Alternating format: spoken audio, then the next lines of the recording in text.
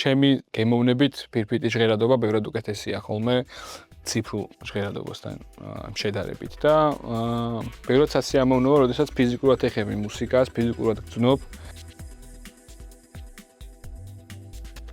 რაც შეეხება DJ კურსი არის ორთვიანი, არის 16 გაკვეთილი. პირველი რო გაკვეთილი ეთმობა ფირსაკრავებზე mixing-ს და დანარჩენი რო გაკვეთილი ეთმობა CDJ-ზე mixing-ს.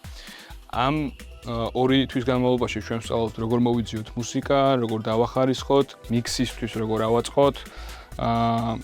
ზიარდება ცოდნა მაგალითად პერსონალურად ჩემი გამოცდილებიდან, რა შეგვიძლია რომ გამოვიყენოთ ასე ვთქვათ და რა შეიძლება რომ გამოგვადგეს ამავლოდ. დამწყებ DJ-ებს შემიძლია ურჩიო ის რომ იყვნენ ასე ვთქვათ მეტად გაშლილები, მიმღებები.